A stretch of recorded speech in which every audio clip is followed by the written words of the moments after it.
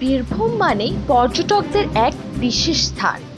তবে সেই বীরভূমেই রয়েছে কবিগুরু রবীন্দ্রনাথ ঠাকুরের স্মৃতিসহ বিভিন্ন কাহিনী, রয়েছে বিভিন্ন পর্যটক স্থানও। তবে এখন এই মাঠের বুকে ফুটছে নতুন সম্ভাবনার ফুল, সূর্যমুখী। বিশ্বকবি রবীন্দ্রনাথ ঠাকুরের বোলপুর শান্তিনিকেতনে একের পর এক মাঠ জুড়ে ছড়িয়ে পড়েছে এই উজ্জ্বল হলুদ ফুলের হাসি। সূর্যমুখী ফুলের চাষে ঝুঁকছেন জেলার বহু কৃষক। কারণটা স্পষ্ট, এটি শুধু চোখ জোড়ানো নয়, পকেট ভরানোরও উপায়। সূর্যমুখীর বীজ থেকে তৈরি হয় উচ্চমানের খাওয়ার তেল, যা বিশেষ করে হৃদরোগীদের জন্য বিশেষভাবে উপকারী। ফলে বাজারে এর চাহিদাও রয়েছে বেশ ভালো। তাছাড়াও খাদ্যশস্য হিসাবেও এর ব্যবহার রয়েছে। এই চাষে বিশেষ খরচ বা পরিশ্রমের প্রয়োজন হয় না, তবে মাটি প্রস্তুতিতে একটু যত্নের প্রয়োজন। জমি ভালোভাবে চাষ করে আগাছা মুক্ত করতে হয়, সারিতে বপন করতে হয় বীজ। প্রতি হেক্টরে লাগে 8 থেকে 10 কেজি বীজ। তবে বীরভূমের বোলপুরের বাসিন্দা সুপ্রিয়া কুমার সাধু, যিনি প্রাক্তন স্কুল শিক্ষক, তিনি ব্যবসা করার জন্য নয়, বরং পর্যটকদের মনোরঞ্জন জোগাতে সেলফি জোন হিসাবে ব্যবহার করার জন্য তৈরি করেছেন এই ফুলের বাগানটি। শুধু পর্যটক নয়, এর পাশাপাশি বিশ্বভারতী বিশ্ববিদ্যালয় থেকে প্রচুর ছাত্রছাত্রীরা নিয়মিত এই বাগানে এসে ছবি ক্যামেরাবন্দি করছেন। সুপ্রিয় বাবু জানান, তিনি 3টি ভাগে এই সূর্যমুখী ফুলের চাষ করেছেন। প্রত্যেকটি ভাগে প্রায় 12 থেকে 14 কাঠা জমির উপর এই চাষ করা হয়েছে। প্রথম ভাগে যে চাষ করা হয়েছিল সেই ফুল বর্তমানে ঝরে গিয়েছে। এখন যে বাগানে ফুল ফুটে রয়েছে সেটি দ্বিতীয় ভাগ। অন্যদিকে এই ফুল ঝরে যাওয়া পড়লে তৃতীয় ভাগের বাগানে ফুল ফুটে উঠবে। মূলত সারা বছরই যেন পর্যটকেরা এখানে এসে সৌন্দর্য উপভোগ করতে পারেন এবং ছবি ক্যামেরা বন্দি করতে পারেন, সেই কারণে 3টি ভাগে এই সূর্যমুখী ফুলের চাষ করেছেন। অন্যদিকে টিয়া পাখিদের খুব পছন্দের খাবার এই সূর্যমুখী ফুলের বিচন, তাই তাদের কথা চিন্তা করে এই চাষ সুপ্রিয় কুমার সাধুর।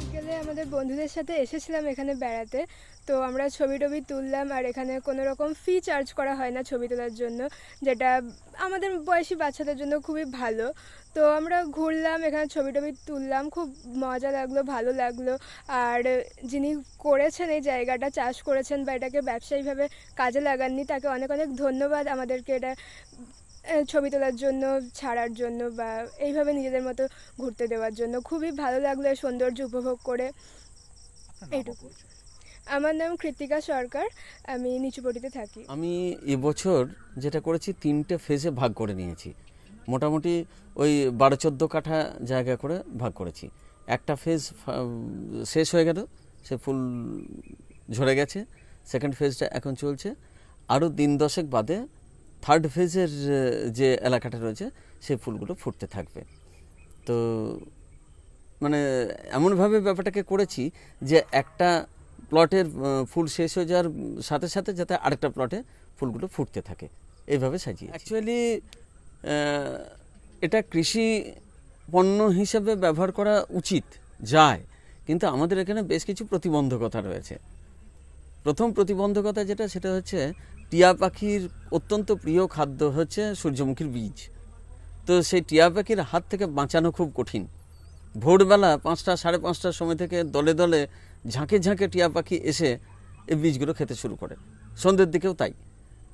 তো তাদের হাত থেকে বাঁচাতে গেলে পুরোটা সেই জাল বিছিয়ে রেখে করে করতে হবে, সেটা একটা সমস্যার ব্যাপার। তাতে এই যে প্রাকৃতিক যে বিষয়টা সেটা থাকে না। আর আমার এখানে প্রচুর বিশ্বভারতীর ছাত্রছাত্রী থেকে শুরু করে সাধারণ মানুষ এই ফুলের টানে নিয়মিতভাবে এখানে আসেন, তারা এনজয় করেন। এই ব্যাপারটাও দেখতে ভালো লাগে।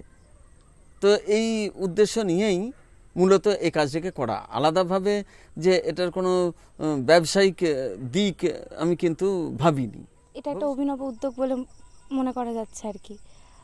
মানুষের কাছে এটা একটা অন্যরকম বিষয় হিসেবে দাঁড়াচ্ছে যে সব আমরা স্টুডেন্টরা এবং বিভিন্ন মানুষজন এসে বিকালের তাদের যে ফ্রি টাইম বা একটু প্রকৃতির মধ্যে থেকে এখানে যে একটু সময় কাটাতে পারছে, এটা একটা খুব ভালো লাগার বিষয়। এবং এখানে দেখলাম দুটি ছেলে তারা পড়াশোনাও করছে এর মধ্যে, তো এটা খুবই ভালো একটা উদ্যোগ। এবং যিনি এখানকার মালিক, যিনি এটা করেছেন, তাকে সাধুবাদ জানাই, কারণ এরকম একটা প্রকৃতির মধ্যে, এরকম একটা খোলা আকাশের নিচে এরকম সুন্দর একটা পরিবেশ তৈরি করার জন্য তাকে সাধুবাদ জানাই। কত দাঁড়িয়েছিলি সঞ্চারী এখানে?